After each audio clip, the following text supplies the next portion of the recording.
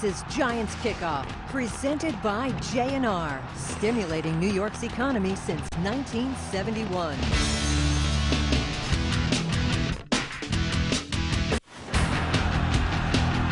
You're watching Giants Kickoff, presented by J&R, stimulating New York's economy since 1971.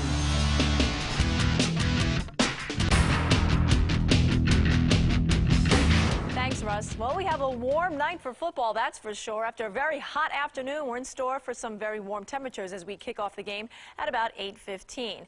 It'll be sunny skies at that point. Temperatures will be in the mid-80s, but as the sun sets, we'll begin to cool off to about the upper 70s by the time the game lets out.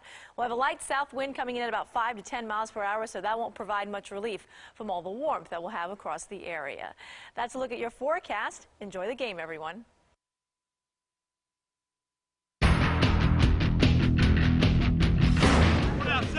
They started the season 11-1 and were knocked out of the playoffs early by the Eagles. Now 2 years removed from a Super Bowl title, the Giants are looking to get back to the main stage, and as they gear up for tonight's scrimmage against the Panthers, it's still preseason, and preparation is a whole lot different than opening day. You really just want to go out there, and I know I'm not going to have a 2-minute drive in my game. I know, you know, it's not going to come down to the fourth quarter what's going to happen. So I just got to try to prepare to go out there, have 1 or 2 good drives, go out there and try to get some points on the board, and that's really what my goals are. Justin Tuck, part of that amazing Big Blue D, and while a preseason pop against Carolina is a nice workout, it's hard to get mentally amped up to play 10 plays in a preseason game for a game that really doesn't mean much. But, you know, going in that regular season game, especially because we're starting out with a Division 4, I mean, that's going to be a game where you better believe we're going to strap it up and be ready to go. With the loss of Plexico Burris and Amani Toomer, one receiver who's indeed ready to go is Dominic Hickson, who, unlike Mr. Tuck, is pumped up no matter what. And the reason is because you go out there to compete, you go out there to win. And regardless, you know, who you're playing and when you're playing, you want to go out there and win. Ahmad Bradshaw is looking to pick up the slack left by the loss of Derek Ward in the backfield. AB likes the preseason chemistry. At this point of the year in training camp, it's just, you know, getting that camaraderie and, you know, just getting the team together, man. And, you know, that's what we're going through right now, just getting, you know, just staying focused and trying to get the relationship between everybody on our offensive side and, you know, the defense as well.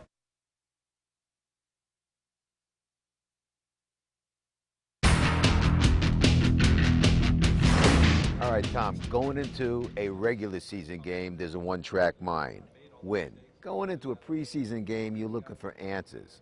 What's the biggest question you need answered right now? Well, first of all, Russ, you're always looking to win. I mean, I've always held to the position it's a lot easier to make corrections and teach when you win.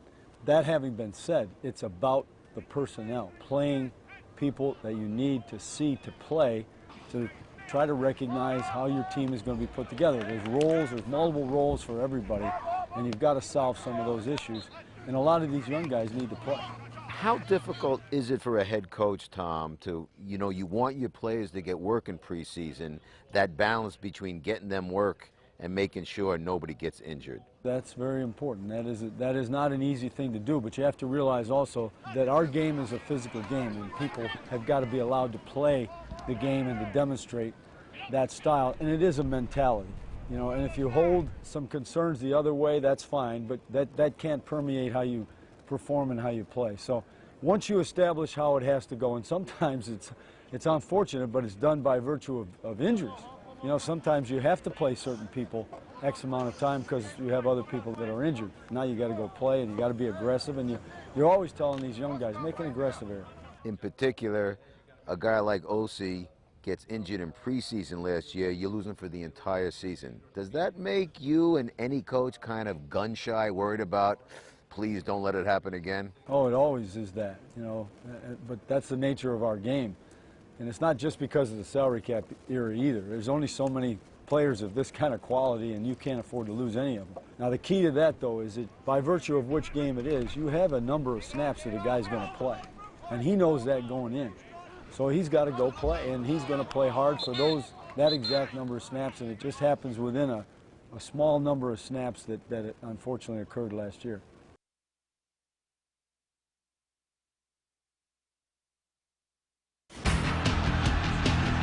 Still to come on Giants Kickoff, presented by J&R, stimulating New York's economy since 1971. Brandon Jacobs has the big new contract with the G-Men, but we're going to tell you what motivates him now more than ever to perform. I have to go out and try my hardest. Then, the Giants have some question marks with recent departures at the receiver position. We'll hear from a couple of guys looking to fill that wideout void.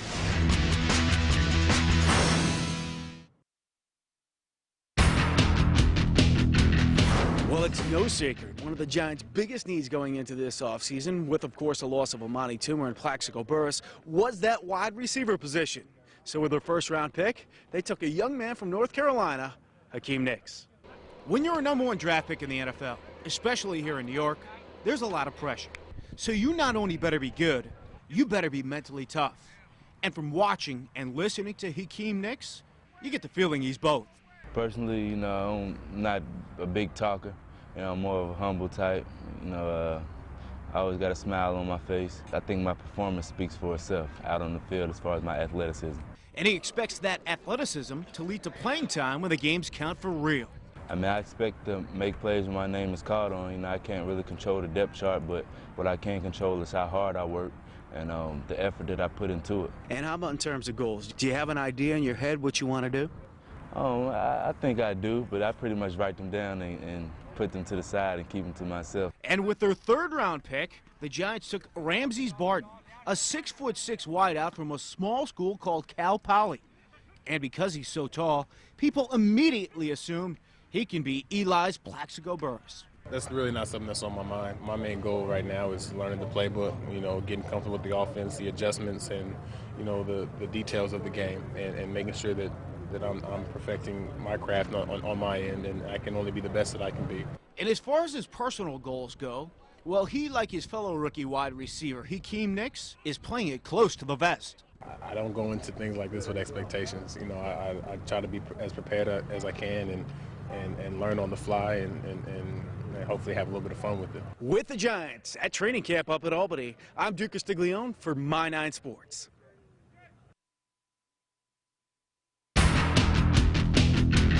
All right, Brandon, when we sat here last year this time, your #1 goal was to stay healthy for 16 games. Is that still your #1 goal? Still the same. As I sit in front of you here today, my goal is the same, and hopefully this year I can get it done. You come into camp this year a little bit different. You have the big contract. Does that allow you, if you will, to relax more? It makes me more relaxed as far as my security with my family, but now I have to go out and try my hardest to play 16 games because I feel that I owe the Giants, and I do. And I've been on the Giants since day one when I first got here. You know, they had the confidence in me to draft me.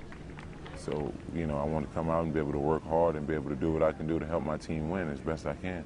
How would you compare this year's squad to the previous Giants teams you've been on? We were very, very, very good. We were very good last year, and I think this year we have the same capability. We just got to find out our identity and put the right people in the right places to go out and be able to get it done. And Derek Ward, he's gone, so now Ahmad Bradshaw moves into that #2 role. How's that combination going to work for you, and in particular for opposing defenses? Well, you know, we did lose Derek, and Derek is a great talent. He rushed for 1,000 yards last year, and it was good for me to be a part of something like that with a guy like Derek, because I love Derek to death. He's like a brother from another mother. But I have accomplished with 44 a Super Bowl, so people know what we can do together. So, you know, I'm excited about this year, and I think us, you know, as an offense, I think we're going to be very good. I think the young guys are going to step up and surprise a lot of people, and I think that some of our veterans at wide receiver, Hickson and Steve Smith, I think those guys, Sonoris Moss and those guys, I think they got a little bit up their sleeve.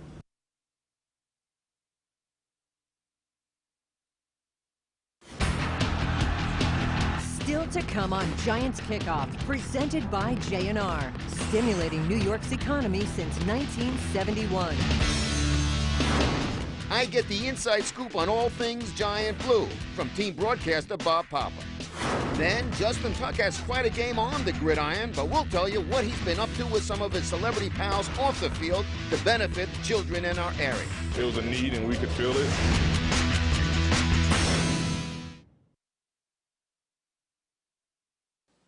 All right, welcome back, folks. Joining me now, the very fine radio play-by-play announcer of the football Giants, Bob Papa. Bob, obviously, we're all anxious to get the season going, fans and media. But I'm sensing from a player's perspective, being up at camp, preseason is a necessary evil.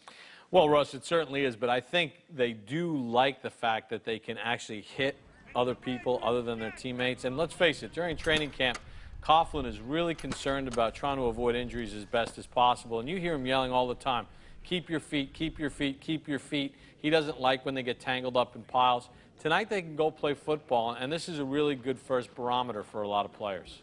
What does Tom Coughlin want to get out of this first preseason game? Well, what he's looking for is for players that are in their second year, third year, and even the rookies, guys that sort of how they take what they've learned in the offseason, what they're learning in all these meetings, and then can they apply it on the field of play and have it happen instantly? Are they thinking? If they're thinking, they're a step behind.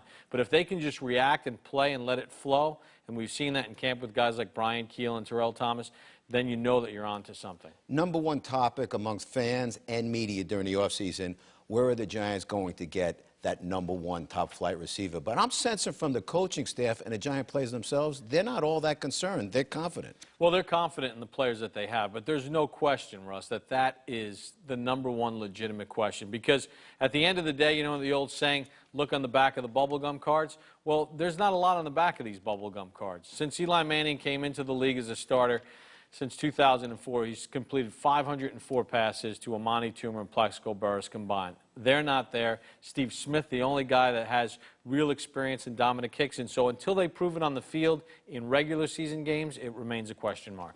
Bob Papa, and your perspective, always a pleasure. Look forward to the next one.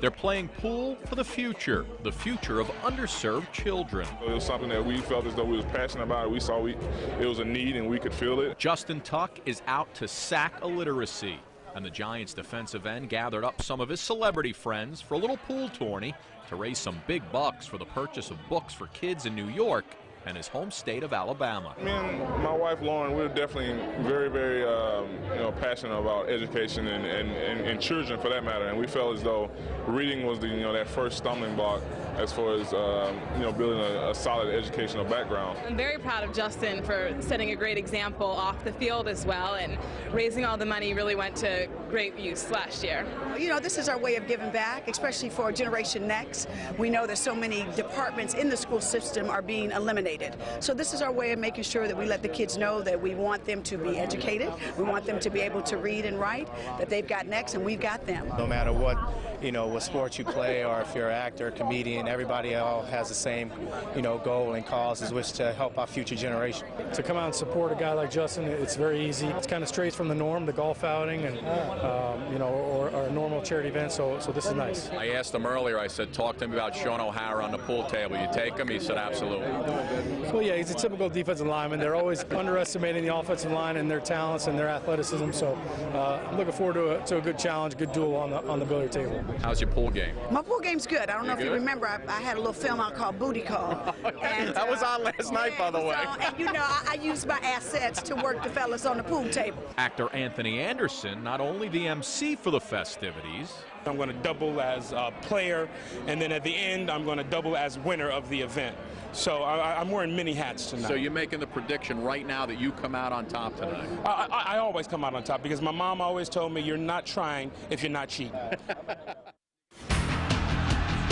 Still to come on Giants Kickoff, presented by J&R, stimulating New York's economy since 1971. He's part game show host, part joker. Our very own Scott Stanford with a trivia challenge for the Big Blue. For more Giants information, just go to our website at my9tv.com.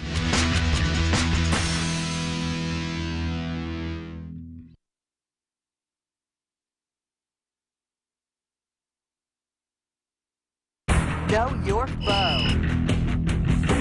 In 1995, Dave, the Panthers came into the league with what other NFL expansion team? Jacksonville Jaguars. Very nice. You're like in mid-season form. Look at you. Panthers play in Charlotte, North Carolina, the state's largest city. What is the capital of North Carolina? I don't know. I really don't. What's the state capital of North Carolina? Raleigh, North Carolina. A female panther is called A, the pink panther, B, the lady panther, or C, a she panther? A pink panther. Lady Panther. I think that would be she panther. Nice. The other guys were getting that wrong. The Panthers have a 345-pound lineman by the name of Maake Kimawatu. Spell Maake Kimawatu. Pronounce that one more time. Maake Kimawatu. I'm just gonna pass on that one. You're not even gonna give it a shot. Maake, you want to give it a shot? Maake, M-A, U-K-E-E-Y-E-W-Q. We'll move right on. Carolina's hockey team is known as the what? The Panthers. That's a joke. Hurricane. There you go. I'd have somebody get that right. The Panthers lose to the Pats in Super Bowl 38, but the game is more remembered for what notorious halftime event? Miss Jackson, if you're nasty. Oh, man. How could I forget that? Janet Jackson, wardrobe malfunction. I can't really think of it. Janet Jackson, the shirt, the bra. That's it. That's it.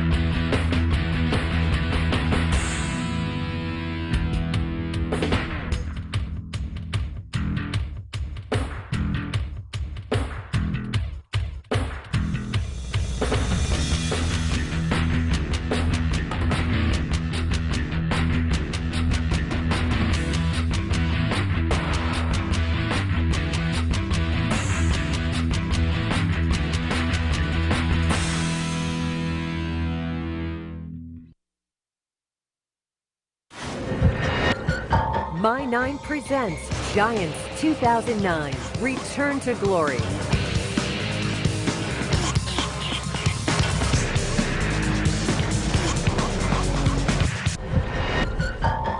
You're watching Giants 2009 Return to Glory.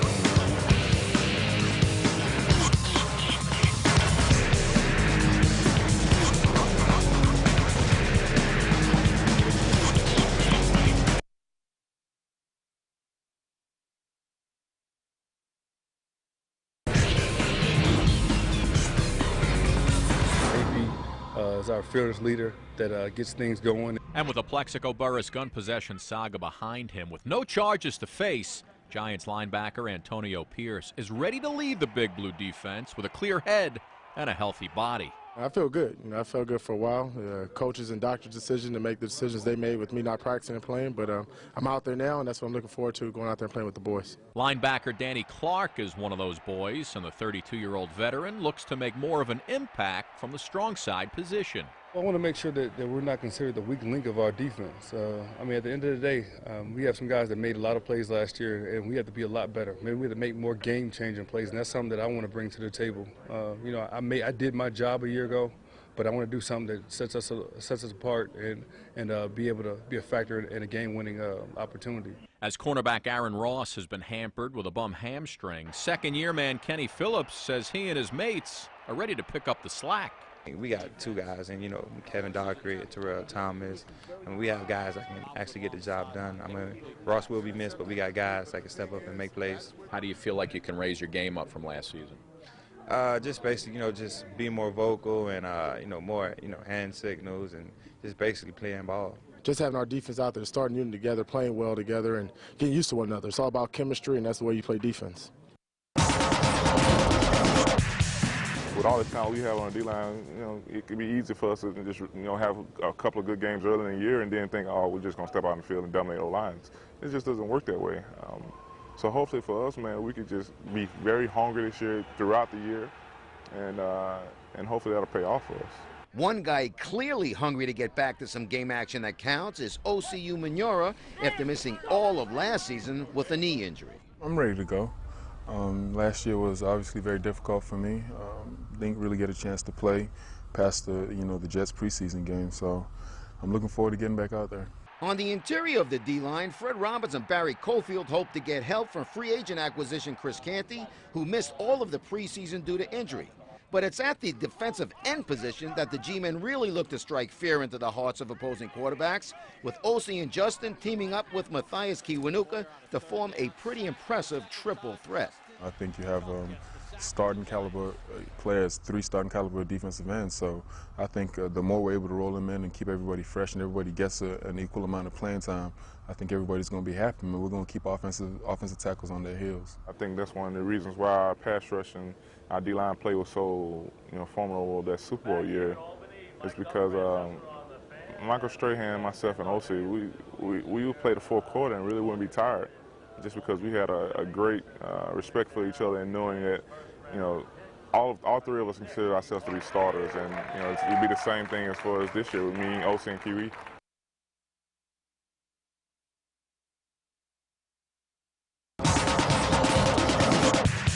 Every coach takes it one game at a time. You open up at home against Washington, then it's Dallas, Tampa, Kansas City, 3 straight games on the road. How much of a challenge is that for this football team? Well, certainly it's a challenge, but you can't go any further than the first challenge, which is the Washington Redskins, that are a very good football team, and in the division we know it's going to be very physical, so we just stop with that one. We've done our off-season work, and we know certainly about what has happened in preseason to all the teams that are on our schedule, and certainly our divisional foes, but we have one thought in mind, and that's it. Tom, where's your confidence level with this team as opposed to the past 2 seasons?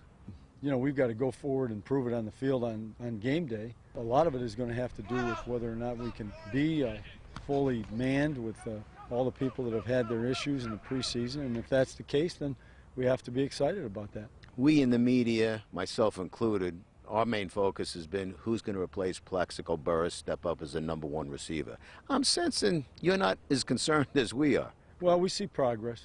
There isn't any question that that's a big spot to fill, but by the same token, we have some people here. We have some young guys. We have some guys who are smelling the coffee a little bit. And as we see this process move forward, as you will, going into the season, the guys are getting there. They're getting there. They're going to play themselves into that, but they're getting there. Is there one guy maybe that you expect to step up and take his game to the next level this season? Well, there's more than one. I think that Steve Smith and Hickson, Manningham, these young guys, they've all got to step up and play well for us to get to where we want to go. Is it a delicate balance for the coach to tell a kid, this is the NFL, I need you to make big plays here, but I also need you to play consistently? What happens with young guys, they're up, they're down, they're up, they're down. We can't have that. We need for the people to continue to get better. We don't need any setbacks, because as this goes, as we build momentum and game in and game out in the NFL, people have to be reliable in order that you can do the things you have to do to win.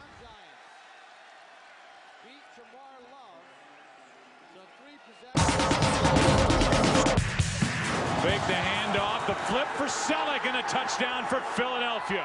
Donovan McNabb and the Eagles made all the big plays on that January Sunday. Eli Manning and the Giants did not. So after a disappointing early exit, Manning and his offensive mates are prepping for better results this time around. We got to finish. We got to finish stronger than we did last year. We did the year before. We finished strong in the playoffs. That's when we played our best. Dominic Hickson is looking to play his best and make good on that devastating drop pass back in Week 14 against those same Eagles. I'm disappointed in that play myself, just because it's a play I should have made, and that's something I'm going to live and learn from, and work hard for. Hopefully it doesn't happen again. As Hickson, along with Steve Smith and the rest of the Giants receiving corps, will have to pick up the slack left by the absence of Plaxico Burress and Amani Toomer, Eli's looking forward to hitting his targets. I just like how they practice every day, how competitive they are, and they're trying to get better. And I think we have a great opportunity to make some special things happen. Big Blue's offensive line continues to make special things happen. It is the only O-line still together for the last 3 years. Many experts even say the best in the NFL. For the coaches and for some of the other players to know that that they're going to get a consistent play from us offensively, I think that's always the challenge as an offense, to not have negative plays, to know you can count on everybody to have the correct assignments and to do the job right. I think we take a lot of pride in that.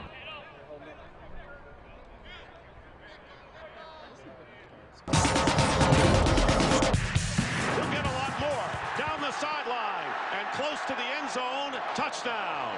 Last year, the Giants had 2 running backs rush for more than 1,000 yards in the same season, a feat that has only been accomplished 4 other times in NFL history. And while Brandon Jacobs remains, gone is half of that tandem with the departure of Derek Ward to free agency. We did lose Derek, and Derek is a great talent. He rushed for over 1,000 yards last year, and it was good for me to be a part of something like that with a guy like Derek, because I love Derek to death. He's like a brother from another mother. But I have accomplished with 44 a Super Bowl, so people know what we can do together. So I'm excited about this year. The number 44 Brandon is referring to is Ahmad Bradshaw. And while Jacobs might have lost a sibling, so to speak, in Ward, Bradshaw still feels it's a family affair. Me and Brandon, we're like brothers, man. We're going to tell each other where we're messed up and tell each other, when we did bad. But with our running style, it's either one or another, and you got power and then you got speed with us. So we kind of complement each other with our running styles. In addition to Bradshaw, Danny Ware is also expected to make a significant contribution in the Big Blue backfield.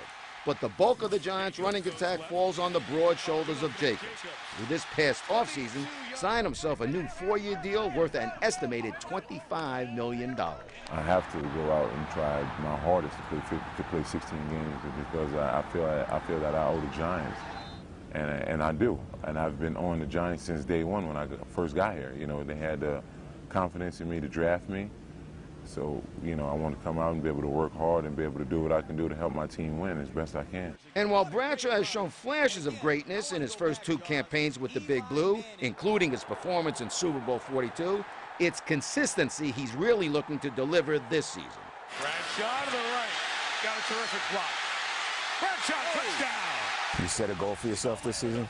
Oh, yeah, man. Just to go out and give them my all, man, and, just get the ball as much as I can and run with it.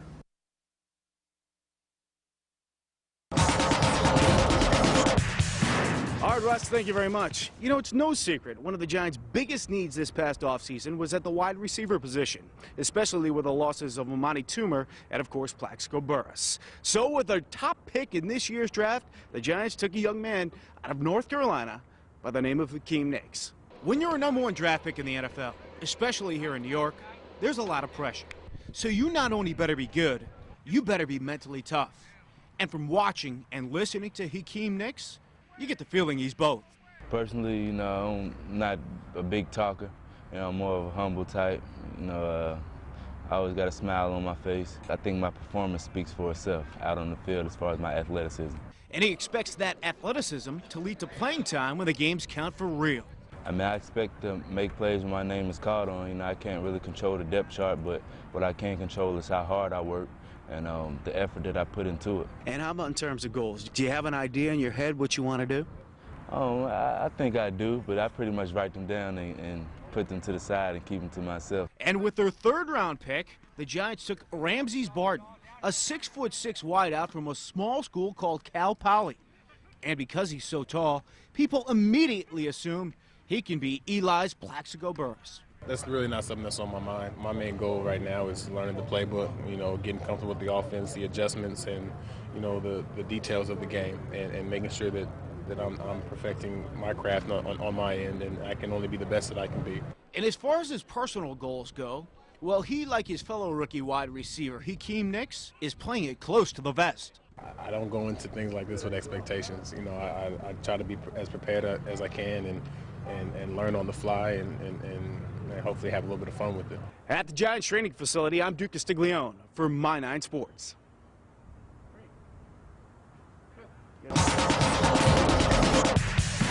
Jerry, are you as confident going into this season as GM of the Giants as you were your first 2 seasons?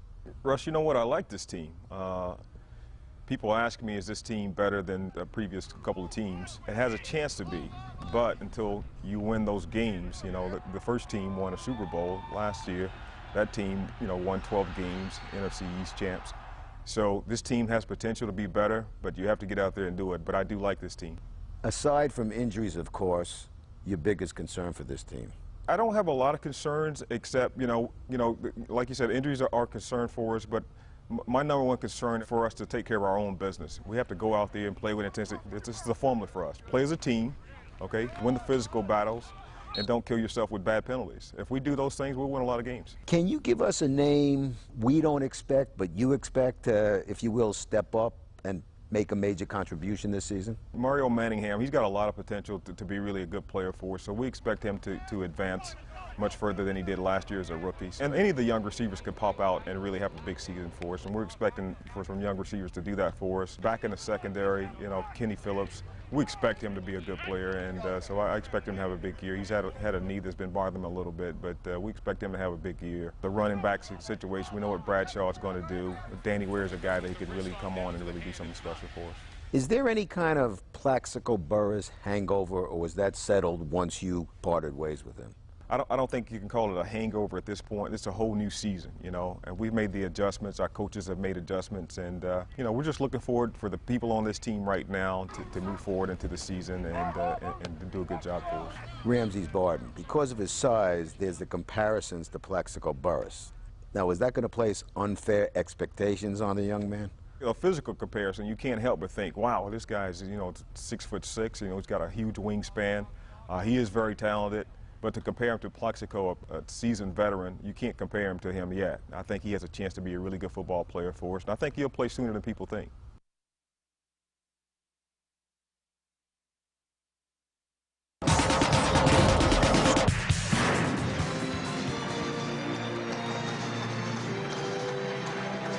Eli Manning and the rest of the 09 Big Blue crew were introduced to hundreds of fans at the Sheraton in Midtown to kick off luncheon, giving the Giants and their faithful a chance to pontificate on the new season. I think a good 13-3, 12-4. I think the defense could be almost like the '86 Giants, where, yeah, everybody's talking about the wide receivers and the little trouble we might have without a Plaxico Burress. But I think the defense is going to really come up big for us. I think it's going to be a good season. I see that they have a good run game. You know, I think they need a little help with passing. But I think, you know, if they have a couple guys like Dominic Hickson and Steve Smith step up, they should be good. It's why I play the game. You know, hopefully we'll get another Super Bowl, another championship out of it. You know, I think they're ready. Watching them preseason, they got a little dropped a couple balls, but all in all, they're ready. They're great because I'm there cheering, and we're going to have another Super Bowl. Do you realize the impact you have on these folks? I mean, is it cool when they come up to you and you really realize what it means to them? You know, it's good for us to get out and see the fans, and the fans be able to see us with our helmets off and see, you know, can chat with us and see what kind of guys that we really are, you know. So, you know, a lot of us is some big teddy bears, but out on, you know, but out on the field, we have a really mean streak about a lot of them. Who's your favorite? Eli Manning. Why? He's average, but hey, he's clutch. He's average but clutch, huh? Yes. That's your assessment. Yes, it is. All right, I'm sure he'll take it. Good thank job. you. Still to come on Giants 2009 Return to Glory. Who will fill the void left by the departures of Plaxico Burress and Amani Toomer? We have the story of some young G-men hopeful to meet the challenge. Plus, when it comes to defensive ends, the Giants are in a class by themselves. I'll have the story of the G-men's triple threat on the defensive front.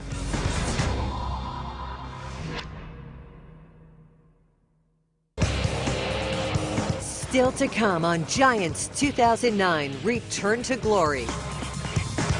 He's the leader of the Giants' defense, but is it all systems go for the man in the middle now that his off-field troubles are behind him? Plus, the Giants had an historic accomplishment in their backfield last season. Will they be as formidable with the loss of Derek Ward? I'll have the details.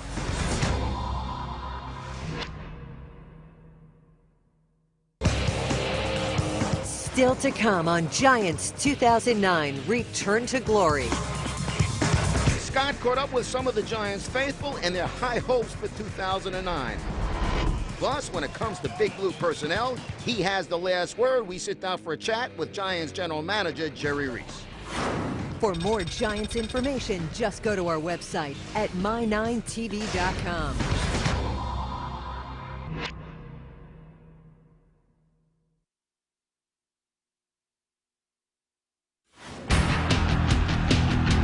This is Giants Kickoff, presented by P.C. Richard & Son. Now celebrating 100 years, here for you always.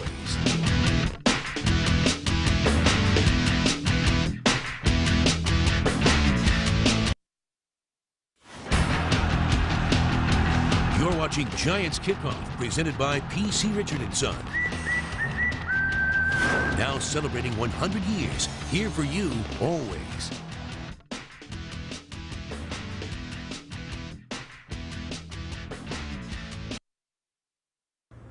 Well, guys, right off the bat here in Week 1, we get a terrific matchup, as there's never been any love lost between the Redskins and Giants. And the thing that's going to be interesting to see is which receiver is going to emerge as Eli Manning's go-to guy. Now, both of these clubs met last year in Week 1. The Giants came away with the win, and they're looking for the exact same outcome today. Game Day Preview is brought to you by Optimal. For the best products at the best value for your home or business, it's Optimal or it's not. Getting ready, everybody's excited about getting into the regular season, getting on a normal schedule, and looking forward to get started. It's the Giants' motto once again this season. Talk is cheap, play the game. And after all the preparation in camp, all the preseason limbering up, Week 1 is here. Rev up the Redskin rivalry. You know, I think it's a good thing for us to come out knowing, hey, we got to play great football from the start. We can't mess around. We can't afford to get off to a slow start. We got to come out playing well, making plays, and keep that going. We always are going into this game.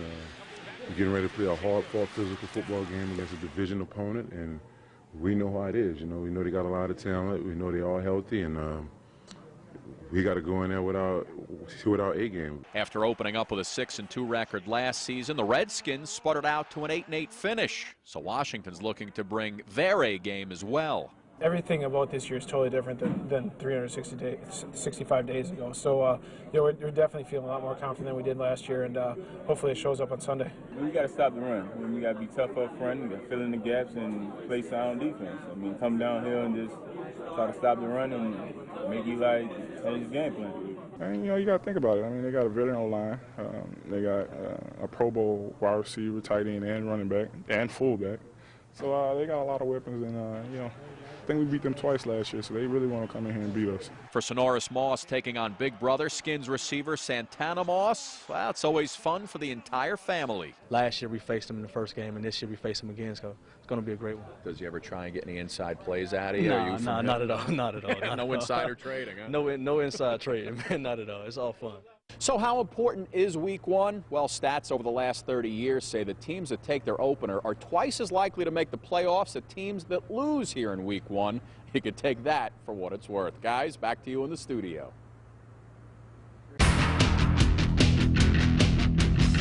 Elway is looking for a target, goes out to the right side, intercepted, George Martin!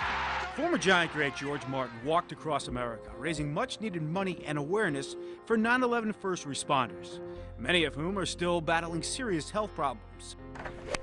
Recently, the Super Bowl champ was at it again, holding a charity golf outing to raise money for many of the heroes who came to the aid of those in need on September 11th. We don't ever want to forget that atrocity. We don't want to ever forget the lives that were lost needlessly, and we don't want to forget the heroes that went in there and tried to minimize that. That, to me, is important. We caught up with some of the first responders that George is talking about, and those heroes couldn't say enough about the former Giant great. I'm not in awe of the great football player he was. I'm in awe of the great man that he is, and to be around people like that is truly uplifting.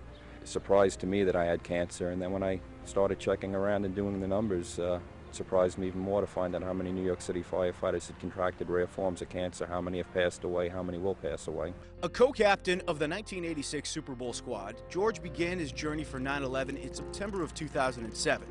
He started at the George Washington Bridge and concluded in San Diego in June of 2008. All in all, he walked over 3,000 miles across the country to bring awareness to this cause.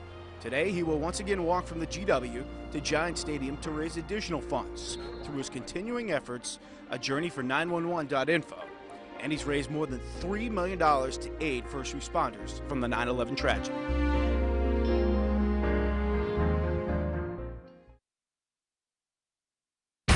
The Audi Player Profile.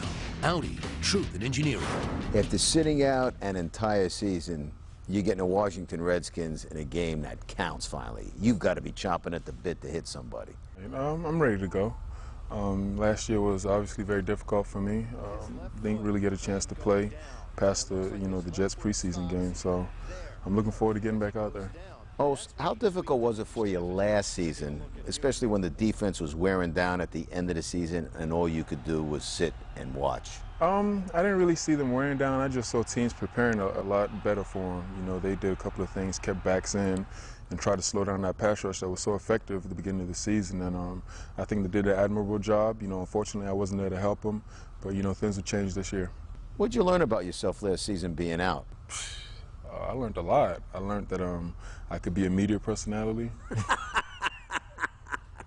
What else did I learn? I learned that I really love and respect the game of football. More importantly, you know, you kind of take things for granted when you're in it all the time. But it's a wonderful job we have, and I'm just happy I'm here. Physically, where are you? And mentally, where are you? Mentally, I'm good. You know, physically, you still have little things that bother you, man. But anybody who's playing football has those things. I don't think it's anything pertaining to the knee. The knee is 100%. Oh, barring injury, of course. How do you think this Giant defense will compare to other Giant defenses? You know, hopefully we'll be better. Last two defenses were outstanding, obviously, and obviously this year on paper it seems like we have the ability to be quite as good as we were the past 2 years, but you know, we haven't played a down yet, not a meaningful down anyway, so as soon as that gets going, we'll be able to assess exactly where we are. What expectations do you have for this team in 2009? I just want us to play good football, honestly. I'm very superstitious. I'm not one to be like, okay, we're going to make it to the Super Bowl, because if I say that in my head, I feel like we won't make it. So in my head, I'm just like, we need to play as good as we can play, and everything else will take care of itself.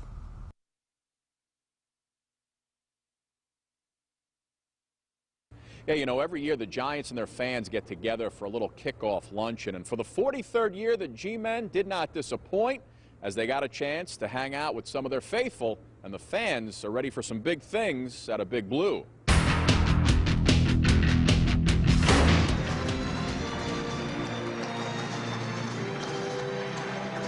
Eli Manning and the rest of the 09 Big Blue crew were introduced to hundreds of fans at the Sheraton in Midtown to kick off luncheon, giving the Giants and their faithful a chance to pontificate on the new season. I think a good 13-3, 12-4. I think the defense could be almost like the '86 Giants, where, yeah, everybody's talking about the wide receivers and the little trouble we might have without a Plaxico Burress.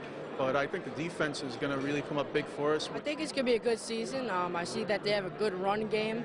You know, I think they need a little help with passing. But I think, you know, if they have a couple guys like Dominic Hickson and Steve Smith step up, they should be good. It's why I play the game. You know, hopefully we'll get another Super Bowl, another championship out of it. You know, I think they're ready. Watching them preseason, they got a little dropped a couple balls, but all in all, they're ready. They're great because I'm there cheering, and we're going to have another Super Bowl. Do you realize the impact you have on these folks? I mean, is it cool when they come up to you and you really realize what it means to them? You know, it's good for us to get out and see the fans, and the fans be able to see us with our helmets off and see, you know, can chat with us and see what kind of guys that we really are, you know. So, you know, a lot of us is some big teddy bears, but out on the field, we have a really mean streak about a lot of them. Who's your favorite? Eli Manning. Why? He's average, but hey, he's clutch. He's average but clutch, huh? Yes. That's your assessment. Yes, it is. All right, I'm sure he'll take it. Good thank job. you. Well, guys, you know, all week long the Giants have been breaking down the Redskins' offense, analyzing Washington's defense, coming up with plays, matching schemes. I say throw all that out the window because we put Big Blue to the test to see what they really knew about all things Washington. Ladies and gentlemen, I give you America's favorite quiz show. Know Your Foe, brought to you by Timberland. This Redskins quarterback became the first in Super Bowl history to throw 4 touchdowns in a single quarter and is still the only African-American starting QB to win a Super Bowl title. Doug Williams. Very nice. In the 80s, the Redskins had an offensive line known as A, the Dirty Water Dogs, B, the Party Pigs, or C, the Hogs. You going with Dirty Water Dog? Yeah. There's actually hot dogs in the city. party pig. I'll take a stab here and say the Hogs. Very nice. If the blue house is on the left and the red house is on the right, where is the White House? It's in D.C., man. Oh, man. Oh, man. The Redskins fight songs finish these lyrics. Hail to the Redskins, hail victory. Braves on the warpath. Hail to the Redskins, hail victory. Braves on the warpath. Go. Come and see me. I have no idea. We'll fight for old D.C. Nice. Braves on the warpath. Fight for old DC. Nice. It was voted the most shocking moment in NFL history when this giant broke Redskins quarterback Joe Theismann's leg in a Monday Night Football game. Marcelo. In the 80s, the Redskins had a receiving corps with 3 players under 6 feet tall. They were known as A, the Wiggles, B, the Teletubbies, or C, the Smurfs.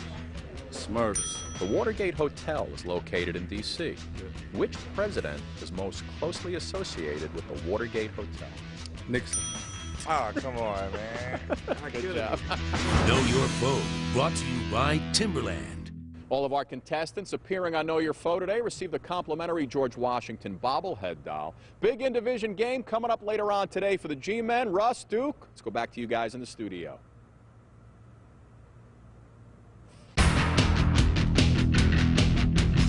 All right, Bob, as the Giants prepare to open their season, what did they learn, if anything, from last year's loss in the playoffs? I think they learned that they've got to finish better. I mean, last year they had a golden opportunity and things kind of went the wrong way for them. And just executing, I think one of the big things is scoring touchdowns in the red zone. If you look back to that playoff loss to the Philadelphia Eagles and you look at the first half of that game, they controlled that game. That game should have been 20-3 at the half.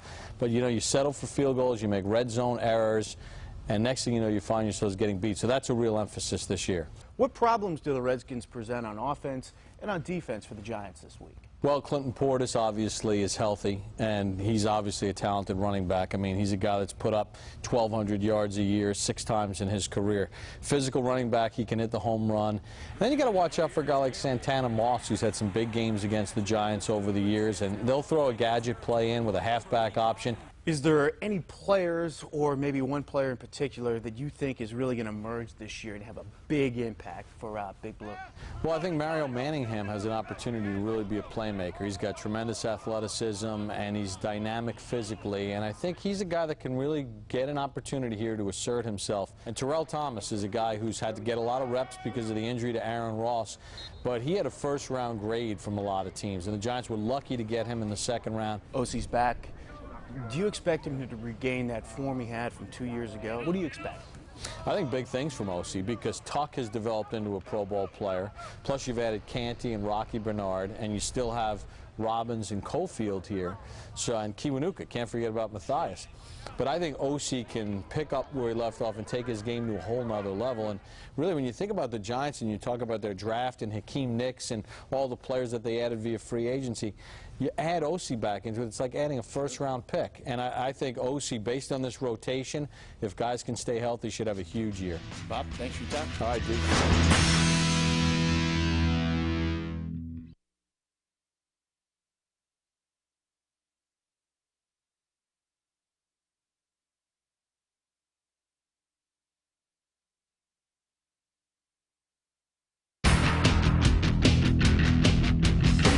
This is it, Tom, season opener. Are your guys where they need to be as far as readiness goes? Well, I think we're prepared. I think we're looking forward to playing, and we need to play. Let's face it, everybody does. It's the opening week of the season, and there's always something that you'd like to do better or have, but you don't get any do-overs, so here we go.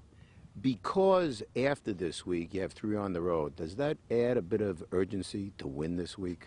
I don't know. I'm not thinking about anything except the first game, you know, and I'll think about the second game next week and so on and so forth. But we're just focusing in on these, you know, the oldest cliche in football, one game at a time. As you know, the Redskins added a pretty imposing presence in Albert Haynesworth on the defensive line. Do you expect the Skins to kind of load up and try and stop your running game? They usually try to load up to stop it anyway. There's usually 8 of them in the box, and you know, we've had some success with the passing game because of that, and I don't expect them to play any different. They're a very aggressive defensive football team, and I would expect them to remain the same. I realize your last preseason game was just that, a preseason game, but I got the feeling that all of your young receivers wanted to prove to you that, hey, if we got you covered, we can get this done. Well, we brought it, set that up, as you know. It's a process. I don't go any further than that. And I think that there was some confidence shared that night. Perhaps even in the third preseason game, there was some confidence shared between the quarterback and the receivers and the coaches, because we had some good practice days. We had some things happen in the game that were pretty good. So that started it moving in that direction. And as I say, it's a process. I mean, we're not there, but we have some good thoughts about the development, if you will, not just of the rookie players, but some of the young players that have been here. Your place kicker, Lawrence Tynes. There hasn't been a whole lot of talk about him this preseason, but he missed pretty much all of last season. Kicking can be a head game. Is his confidence where it needs to be? I think so. You know, he's had some difficult field goal attempts in preseason and done well with that. You know, some long distance shots, if you will. I quite frankly think he would have made the 51-yarder if the snap was, you know, a perfect snap rather than a little bit of a hesitation. So he's had that kind of test, and I think he's ready to go. And are you ready to go? Yeah, I'm excited. I'm ready to go.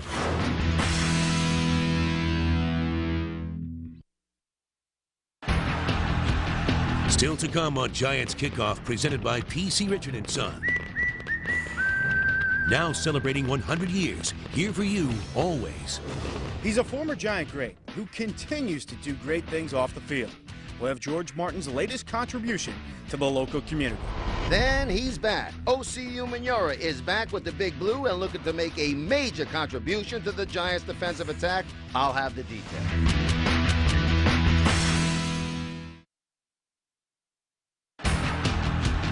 Still to come on Giants Kickoff, presented by P.C. Richard & Son.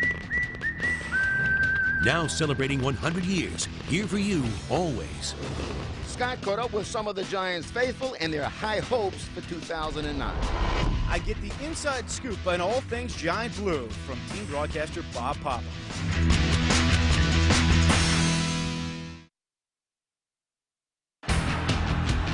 Still to come on Giants Kickoff, presented by P.C. Richard & Son. Now celebrating 100 years, here for you always. It's the regular season premiere of the Giants' favorite quiz show when we present Know Your Foe.